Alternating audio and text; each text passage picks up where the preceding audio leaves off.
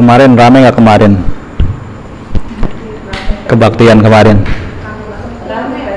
Oh, hujan deras sekali ya.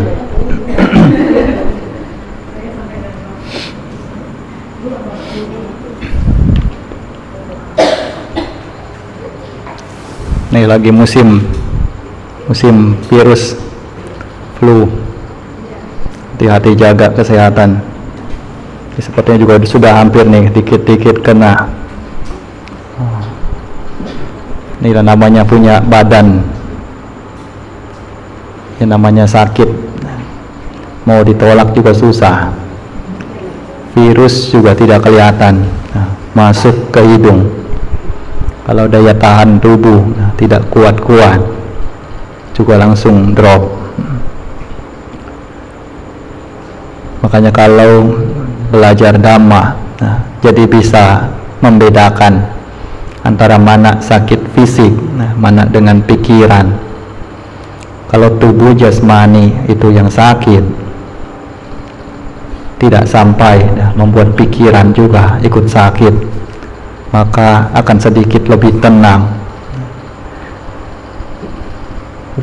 Tubuh jasmani itu ibaratkan kendaraan yang kita pakai. Kalau batin atau pikiran itu layaknya orang yang mengemudikannya. Kini kalau tubuh jasmani rusak, itu layaknya kendaraan yang rusak atau terbakar sekalipun. Kalau pikiran bisa untuk keluar dari sana, juga tidak ikut menderita. Sama seperti pemilik mobil, yang mobilnya terbakar, keluar dari mobil itu, dapat tidak ikut merasakan panas. Makanya latihan kita sedikit demi sedikit itu untuk mengurangi kemelekatan, sebagaimana pada sutta, Anatta Lakkhana Sutta yang dibacakan itu menerangkan mengenai pancakanda atau 5 gugusan yang mana terdiri dari rupa atau badan jasmani, wedana itu perasaan, sanya itu ingatan atau pencerapan, lalu sangkara itu bentuk-bentuk pikiran, kemudian winyana itu kesadaran, yang mana kesemuanya itu bukanlah sesuatu yang kekal, tidak kekal, atau anicang, merupakan penderitaan karena tidak kekal. Tentunya juga merupakan anatta, yang mana bukan diri atau bukan aku, bukan sesuatu yang dapat memiliki sesuatu bentuk yang tunggal atau abadi. Jadi tidak bisa untuk dipegang sepenuhnya. Dia ada dari lahir, lalu berproses, tumbuh remaja juga tidak dapat dihentikan. Dari remaja juga mulai dewasa, sampai dewasa juga mulai menua. Begitu menua juga mulai melemah, sakit-sakitan dan lain sebagainya, juga sampai habis masa pakainya. Kalau pikir tubuh jasmani kita bisa pakai sampai 70, 80, 90 tahun, itu sudah sangat luar biasa. Kalau dibandingkan dengan mobil, yang mana benar-benar terbuat dari besi sekalipun, belum tentu bisa pakai sampai selama itu. Tapi tubuh jasmani kita yang tidak begitu bermaterial keras, namun bisa ada yang bertahan puluhan tahun, bahkan lewat 100 tahun lamanya. Jadi ini merupakan apa yang berupa rahasia alam, bagaimana alam itu membentuk bentukannya agar bisa bertahan selama mungkin. Namun bisa bertahan lama atau tidaknya juga kini kembali lagi pada si pemilik tubuh itu. Mau dipakai bagaimana? Kalau tidak dijaga, tidak dirawat baik-baik, ya cepat rusak, cepat mati juga. Makanya kalau mau sehat, kalau mau panjang umur, Nah, itu ada 3 hal yang perlu untuk diperhatikan. Yang pertama itu jaga asupan nutrisi. Yang kedua itu adalah beristirahat yang cukup. Yang ketiga itu adalah berolahraga pada kala-kala tertentu. Antara 3 hal ini kalau bisa seimbang, tentunya tubuh jasmani itu sehat. Namun kini dalam agama Buddha tidak hanya sebatas pada tubuh jasmani, melainkan juga bagaimana caranya pikiran kita itu punya kendali, harus diarahkan, harus sehat. Tidak jarang juga yang mana tubuh jasmaninya sehat tetapi pikirannya sakit. Kalaupun pernah ada yang mengatakan bahwa di balik tubuh yang sehat itu terdapat jiwa yang kuat, tetapi tidak semuanya juga demikian. Buktinya kadang kalau misalnya beberapa pernah lihat ke rumah sakit jiwa, mungkin lihat di sana badannya subur-subur juga. Tidak jamin juga tubuh sehat itu pikirannya sehat. Nah, makanya di sini kita kenal agama Buddha harus bisa mengetahui mana yang kiranya akan membuat pikiran kita itu kehabisan daya atau rusak otak, rusak saraf. Seperti halnya mulai dari minum-minuman keras, obat-obatan terlarang, atau bahkan makanan-makanan tertentu yang berzat kimia yang mana dapat merusak otak juga harus dijaga untuk dihindari sebaik mungkin jika ingin memiliki cara berpikir atau otak yang bagus. Kini ketika sudah pikiran itu sehat, juga dapat untuk lebih bijaksana lagi untuk mendalami dhamma tentang kebenaran dalam hidup ini. Yang mana kalau ada persoalan apapun yang menimpa diri kita, yang datang menghampiri diri kita, memiliki kekuatan, memiliki rem untuk menahan emosi, memiliki rem juga untuk menghentikan amarah, dendam, dan lain sebagainya. Jadi makanya kalau dilihat juga mobil yang baik atau mobil yang bagus itu bukanlah mobil yang hanya punya pedal gas, tetapi mobil itu juga harus memiliki pedal rem juga, agar bisa antara kapan waktunya untuk melaju dan kapan waktunya untuk mengurangi kecepatan, kapan juga waktunya untuk parkir, untuk berhenti. Nah, inilah keseluruhannya juga memerlukan kebijaksanaan.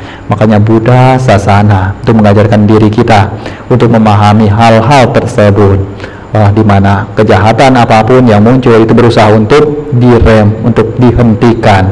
Segala macam kebaikan yang sudah muncul itu berusaha untuk dikembangkan, diperbanyak lagi. Lalu apa yang memang sudah murni di dalam batin, itu akan nantinya perlahan-lahan akan bersih dan bersih. Jadi kalau pikiran itu, kita jangan pernah kecil hati bahwa sebagai umat awam tidak ada jalan untuk membersihkan pikiran.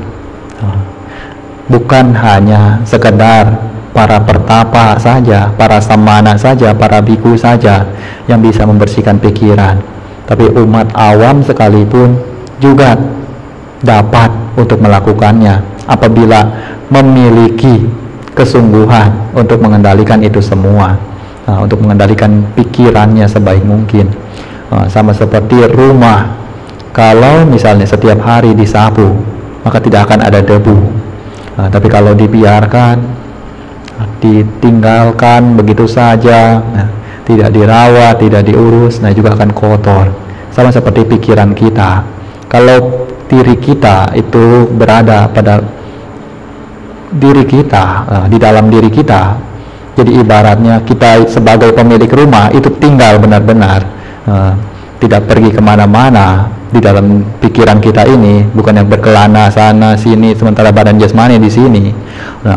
Jadi seperti rumah yang terawat, karena pikiran kita tinggal memiliki kesadaran pada saat ini, bukan berkelana ke masa lalu, bukan membayangkan masa depan, tapi tinggal pada saat ini.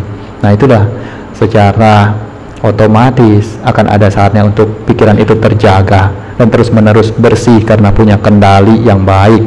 Nah, kini kita tambahkan lagi kebajikan pada malam hari ini. Nah, dengan duduk meditasi, kita melatih pikiran agar semakin lebih murni lagi, semakin lebih tenang lagi, lebih damai lagi, sebagaimana yang diajarkan oleh para guru dari kebijaksanaan yang tinggi. Mulai duduk untuk mengangkat kaki kanannya di atas kaki kiri, tangan kanannya di atas tangan kiri, ditempatkan di pangkuan. Nah, lihat dari berbagai usia, ada yang masih anak-anak, ada yang sudah remaja, ada yang sudah dewasa, sampai ada juga yang sudah lansia, tapi punya satu tujuan, yaitu untuk mengembangkan kebajikan, untuk mencari kedamaian batin, apa yang mungkin tidak didapat di dalam rumah, di tempat ibadah, dikira dapat untuk memperolehnya, maka manfaatkan sebaik mungkin. Jaga ketenangannya, pusatkan konsentrasi pada nafas masuk dan nafas keluar. Nafas masuk bud, nafas keluar do. Nafas masuk bud, nafas keluar do. Bud, do, bud, do, bud, do. Perhatikan demikian secara terus menerus, tanpa perlu memikirkan ini dan itu, tanpa perlu memikirkan seperti apa masa lalu. Yang lalu, mau baik ataupun buruk, juga sudah berlalu. Baik pun tidak dapat lagi diulang, buruk pun juga tidak dapat lagi diperbaiki. Sudah terlewatkan. Kini yang terpenting adalah saat ini, bagaimana caranya berusaha sebaik mungkin agar tidak mengulangi kesalahan yang sama sebelumnya. Lalu masa depan juga masih belum tiba, tidak tahu akan seperti apa, apakah akan cerah ataukah akan buram juga tidak tahu. Tetapi setidaknya kalau hari ini baik, hari depan itu sudah dapat dipastikan akan baik pula. Makanya yang terpenting berusaha untuk selalu jaga kesadaran pada saat ini, karena satu-satunya yang kita miliki dalam hidup kita itu adalah saat ini, bukan kemarin, bukan juga besok, tapi saat ini. Jadi jaga terus ketenangannya, perhatikan nafasnya baik-baik, nafas masuk, nafas keluar, tidak perlu diatur, biarkan bekerja secara alaminya. Biarkan pikiran itu atau sati hanya fokus untuk menempatkan perhatian saja, tanpa perlu banyak mengontrol atau mengendalikan. Terus menerus dijaga ketenangannya sampai nanti diberikan instruksi kalau sudah waktunya untuk keluar dari samadhi.